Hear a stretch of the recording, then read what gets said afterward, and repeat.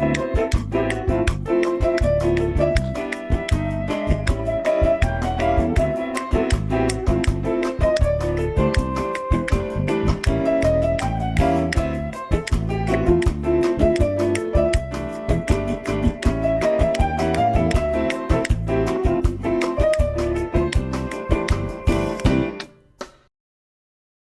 everyone, and welcome to Topic Time with Harrison Young. We're already just about midway through the month of January, and the weather here couldn't be better for this time of year. I'm loving it. No snow on the ground. We're already, there's if this is global warming and people don't like it, let them eat cake, I say. And I don't usually get political on my show, but I just expressing an opinion because I love it when there's no snow on the ground. And we have a great show tonight, another Zoom show. We're actually going to Dallas. This is actually the second time in about 3 or 4 months that I went to the lovely city of Dallas by Zoom. I've even been there. Was there 26 years ago in 1997. But that's a show for another day. Before we start, I got to read these incredible underwriters, and then we will commence per usual. So we get Ocean Street Auto Repair and Service in Marshfield. You got the South Shore Market in Pembroke. You got Pals Driving School in Middleborough, setting up students for January, February, and April, I believe. Check the website. We got Hairway to Heaven Family Salon in Norwell. We got the Peppermint Twist Candy Shop in Marshfield. We got Tom Auto in Middleborough. We got New England Floorscapes in Middleborough. We got the Cornerstone Barber Shop in Pembroke. We got good old Dave's Automotive in Hanson, right here on Route 58 up the road. We got La Bamba Tacos and Tequila Mexican Restaurant in Plymouth. They're a new one. They just opened up. We got Carver Jewelers, Ronald Iron Liley, Delano Goldsmiths right here in the building. We got Rodney's Kitchen at Halifax. We got Pembroke Radiator in Pembroke. We got Genuine's Inspection in Middleborough. We got DNS Auto Works and Collision Specialists in Abington, also right here up the road on Route 58.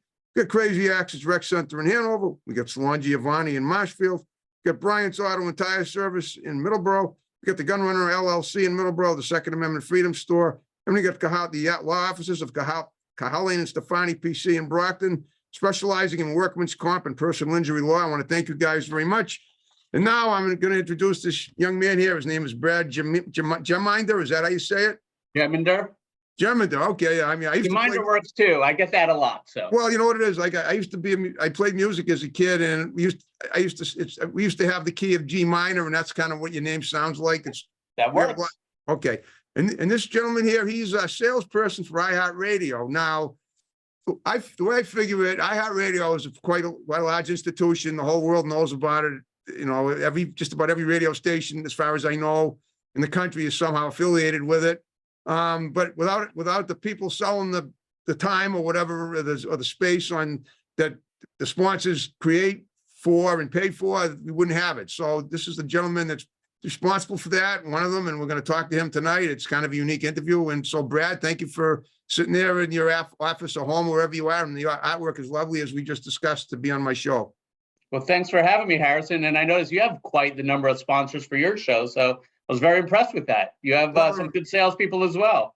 Well, we do what we can.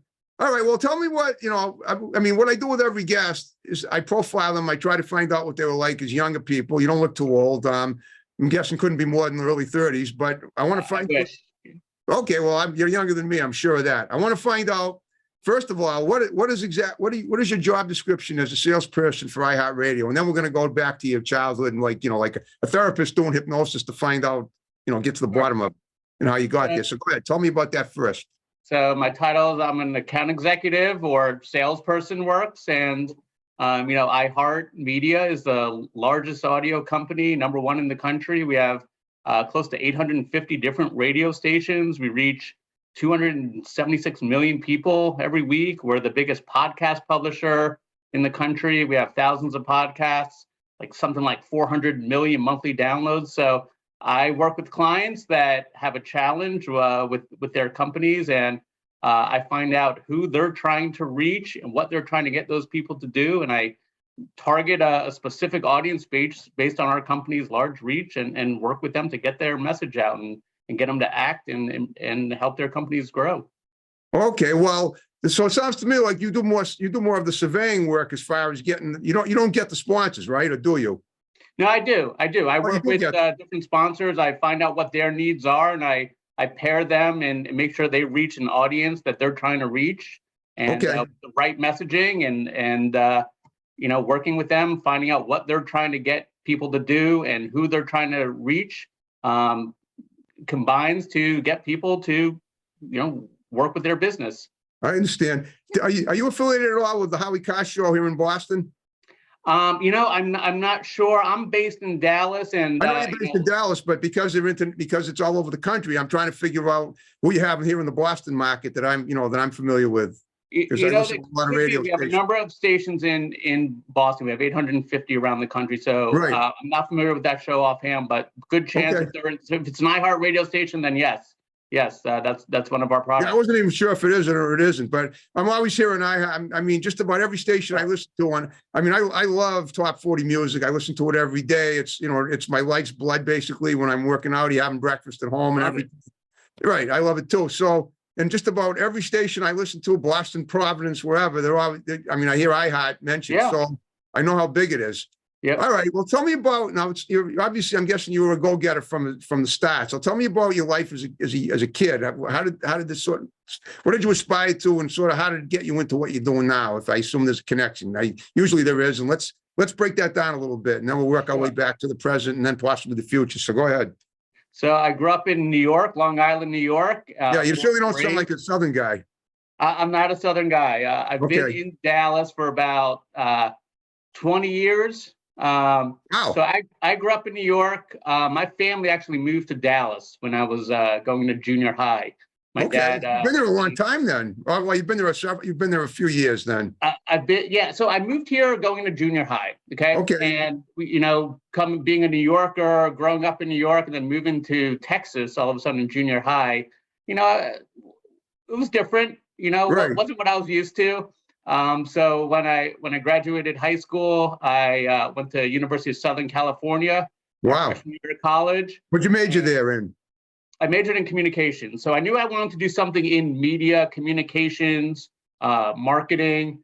Was there for a year and realized I really wanted to be back in the Northeast. Had a feeling I wasn't going to spend my career in California, so I wanted to be back in the Northeast. So I looked at different schools that had a good communications, media, journalism department, and transferred to Syracuse University. Okay. So went to Syracuse. All right, let's back up a second. I got a quick question. What did you feel that was substandard about the UCLA? You say UCLA or Southern California? USC, Southern Cal. What did you feel was substandard about the communications program? I've heard they had a great one, but you tell me. I'm kind of curious. It's great. Nothing substandard about the school or the program. I just knew that I wanted to wind up in the Northeast. Okay, you just had your own personal reasons. All right, got it. So you went to Syracuse, and I know they have a great program too. My cousin. Great program. So went to Syracuse, loved it. Graduated from Syracuse, moved to, you said you were in Dallas in 1997. That's the year I graduated college. So. Oh, sweet. Yeah. I was just there as a stopover to go to San Diego to visit my brother who was doing law school out there then. Okay. So you didn't really spend much time in Dallas, just kind of. I used the restroom, and that was all I needed to do. It's a big restroom. We do everything bigger here. Everything's big in Texas. I know. It's big enough. It's a good thing it was, obviously, but that's a show for another day. Okay. So after college, moved to New York. I wanted to work in media there for like a TV network. Okay. I wanted to do something in television. I love television. Okay. Not so much film, which is originally why I went to USC. I thought I wanted to do film, and then I realized I really wanted to do more TV, media, and that's, New York is a headquarters for that. So moved to New York. But so is California. I mean, Hollywood. It is. So yes, you're right. But the more personal aspect of me wanting to be in the Northeast versus. Okay, you just want to be you have reasons for that. Okay. Yeah. That's where I was born, raised. Right. I kind of felt more at home there. So graduated from Syracuse, moved to New York City, got a job at an advertising agency as a buyer. It was interesting because I didn't make much money then. The buyers don't make that much money, but I had a big responsibility. I was in charge of placing about $200 million annually on TV network buys. Wow. So, one of my accounts was Hasbro Toys. So that's in Providence, Rhode Island. That's right. They're based up there, aren't they? Yes, they are, and I'm not too far from there. Okay. So I loved Hasbro Toys. But there was an old joke that said Hasbro was short for Hasbroken. I'm not saying I'm not done. I mean, it was great. No, it's fine. We were kidding, but that's what we used to say. My mother made that up. That was one of the cleverest things she ever said. Yeah, But so I was a buyer, and okay, I had a lot of responsibility, but they didn't pay the buyers that much. So why not? Well, then that's probably why you're not doing it anymore, right? well, so I knew early on, before I was even a buyer, I knew I wanted to go into the sales side. The Okay, sales is where the money is. yeah. A What's the lot of difference? people Wait a that, minute. What's the difference between a buyer and sales? What did you buy as a buyer? That's as a buyer, I bought network television commercials for Hasbro, as well as some other clients. what do they So do? Give you a budget to work with? Is that how budget, that? yeah. So Okay, they had so it was something like, if I'm remembering, it was 25 years ago, $200 million they would spend every year on network television. And it okay, was my job to find the correct networks and shows that they should run ads in. okay. Interesting. All right, So for this. So, and yet they didn't pay that much. Okay. they didn't pay that much, but it was a lot of responsibility. And the people I would buy from, my vendors, they wanted to wine and dine me because I got a big budget of $200 million I'm spending. They wanted their portion. So I'd get taken out to steak lunches all the time. So I'm Okay. not At making least you like, didn't starve. Obviously, what's that? you didn't. At least you didn't starve. No.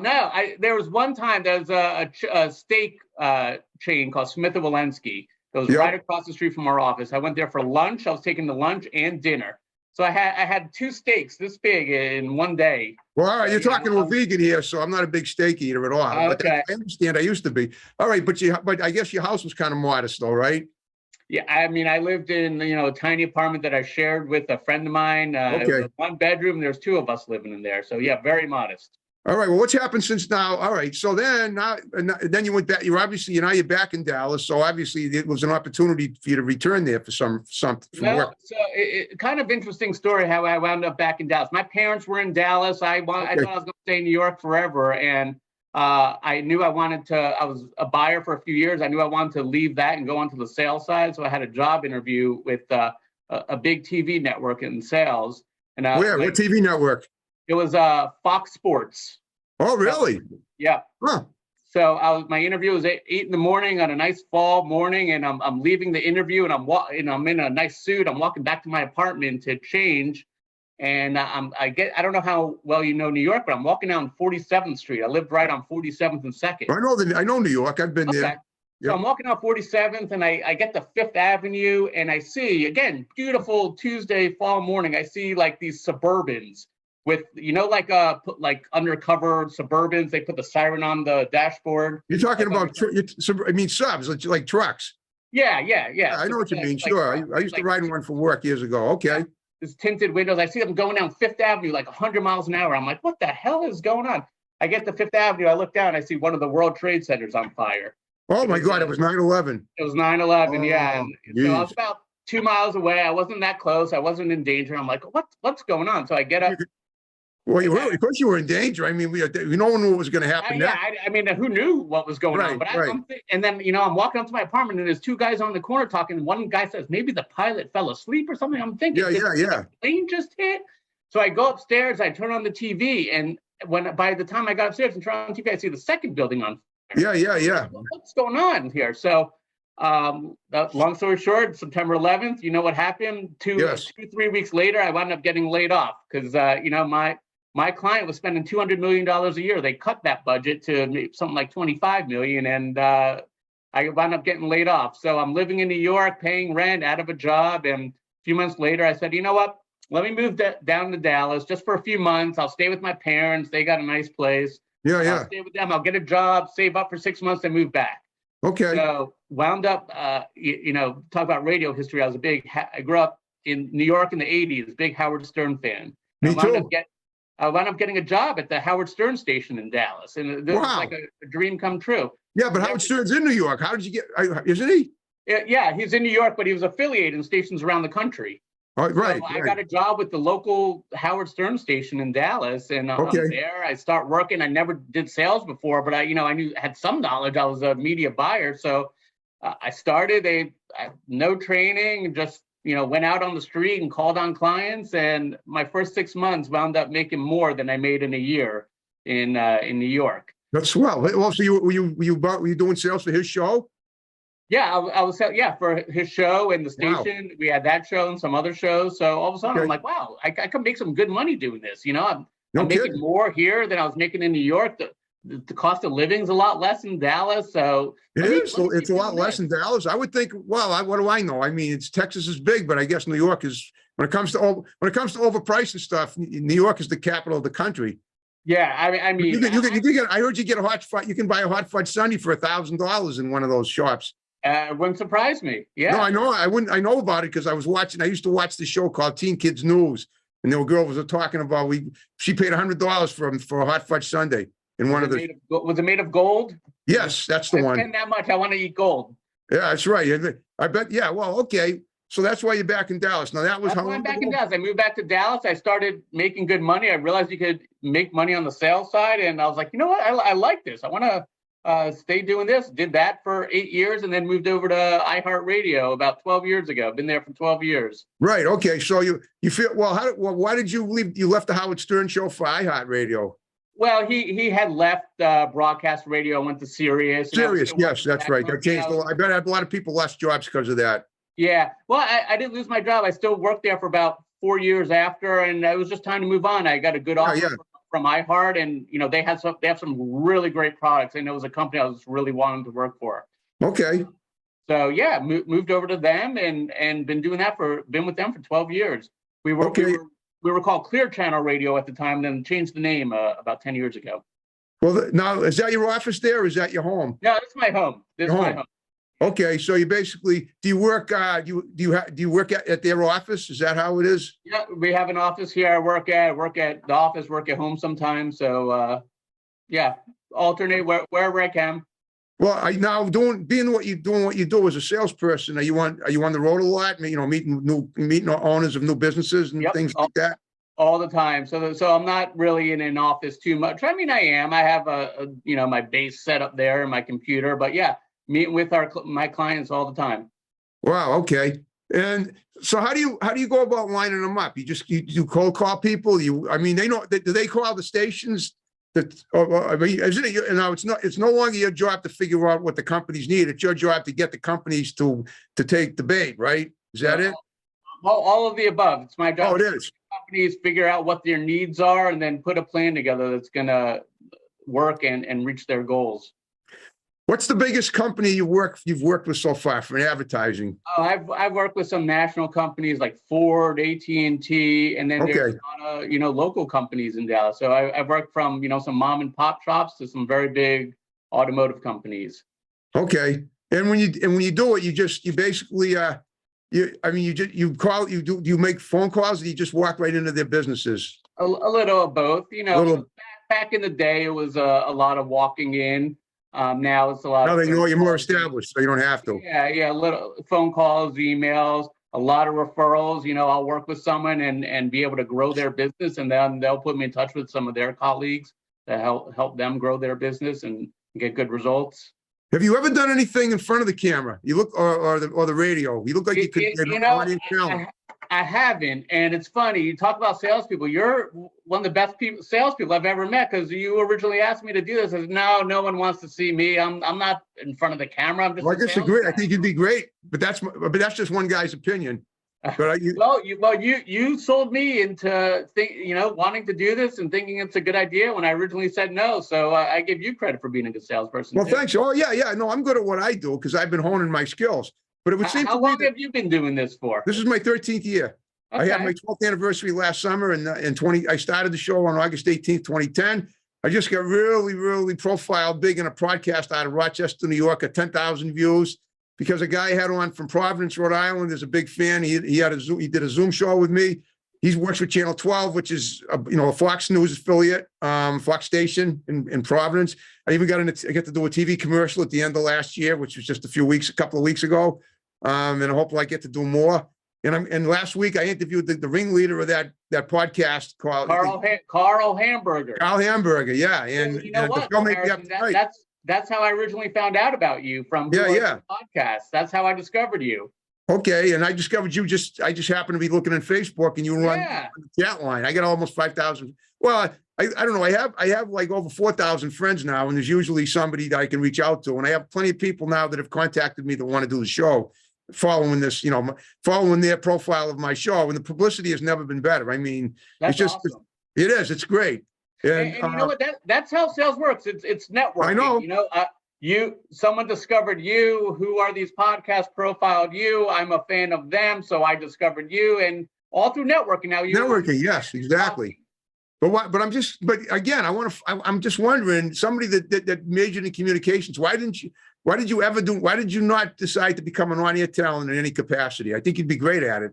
You know, Did anyone ever suggest that? I mean, you look like you'd be a great comedian, or a couple of reasons. One, you'd make a ton of money doing that too. I know that if you're successful. So yes, you can make a ton of money. I think the chances of being one of those million people that make a ton of money, it's the well, it doesn't happen right away. You got to work it. But I'm saying, I bet you'd be good at it.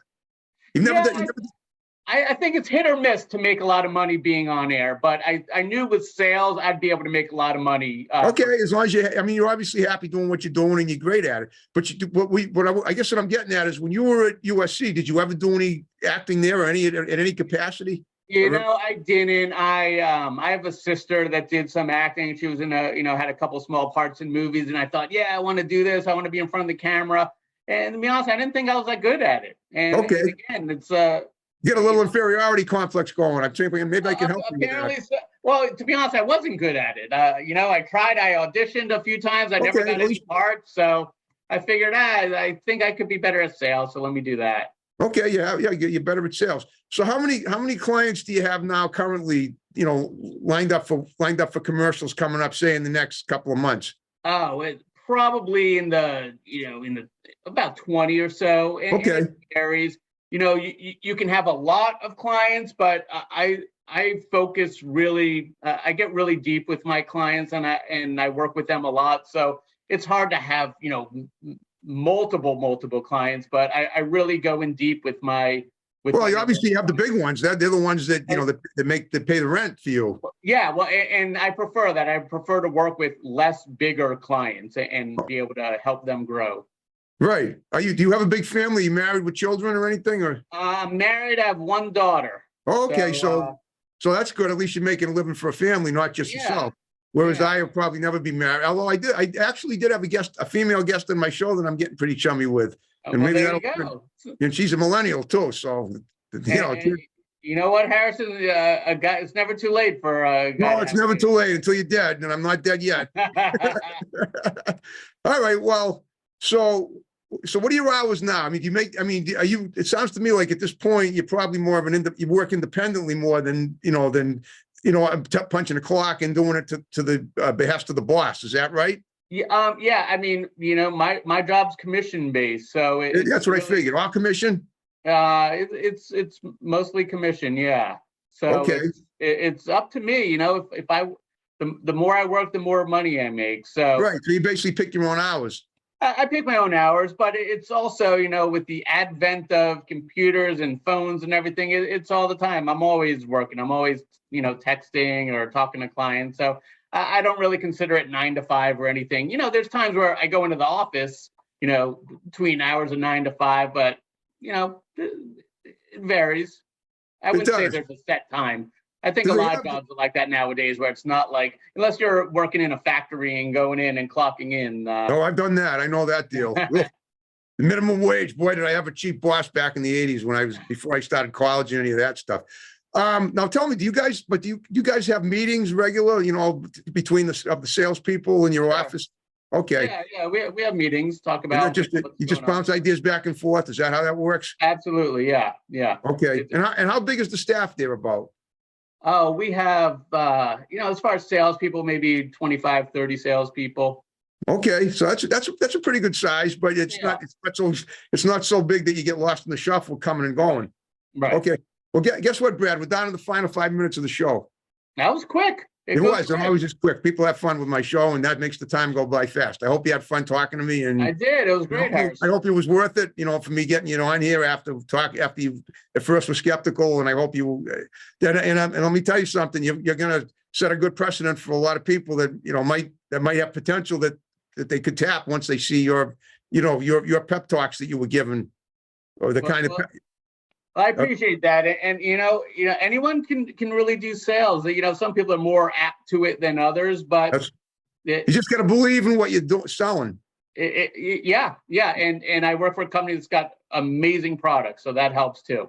Okay. Well, you did a great job with me. Now, a couple of things. First of all, if you had a good time with me, and if you have any friends or people that you know that might be interesting guests for my show, whether they're in your area or in my area, contact them by Zoom or in person. Yeah, Love sure. to get them on. Doesn't matter what, anyway, I always say everybody has an interesting story to tell. And that's why I asked you about doing acting, because I always like to get actors. I have a lot of actors and filmmakers and models on my show. That's the girl I was telling you about a few minutes Sure, ago. yeah. Oh, a model you're talking to. You may have seen my picture together on Facebook. I have to take He another came to look. my house last Thursday night after we did the show. Wow. Yeah, I know. We hung out, and we may hang out. And we're going to probably hang out again next weekend. So I'm psyched for that. Great. That's about the only thing in my life that's missing. Once I yeah, all right. And the other thing is, if you have something that you want to mention that you got coming up that might be of interest to the viewing audience, you can certainly mention that now before we wrap it up. If not, that's fine too. Sure. Well, like I said, I work for iHeartMedia. We've got almost 850 radio stations, biggest podcast publisher. Download the iHeartRadio app, and you can listen to any of your favorite podcasts on that app, and listen to thousands of radio stations and custom playlists. So yeah, download the app, and yeah. Okay, I got one thing to ask you, and if you can't do it, that's fine. Is there any chance? Is there any chance that anybody could possibly mention my show on an iHeart radio station? If not, that's fine. I'm not worried. You know what? I'll see what I can do. I can't promise, but I'll see what I can do. No, that would be great. All right. Well, Brad, you did a wonderful job. And I got one last favor. After we wrap it up, would you sit around and do a picture for Facebook? Sure, absolutely. That guy will take it. Absolutely. All right. Well, Brad, thank you so much. You're a great guest. And I know you mentioned that your grandmother created that, your mother-in-law or something. My wife's grandmother is an artist. Wife's grandmother. Mother-in-law with one time removed. I get it. Who created beautiful artwork. So I'm just complimenting her on that. So if she watches the show, you can tell her, she'll know that I complimented her. So she won't. Thank you, Harrison. Okay. All right. So on that note, we're going to wrap the show up. You ready to snap? You can snap if you want. If not, I'm ready. You're a better snapper than me, but I'll give it a shot. All right. A lot of times guests do it at the end, but not at the beginning. Okay, folks. Thanks for watching Topic Time. See you next time. Have a good one. Bye-bye. Signing off.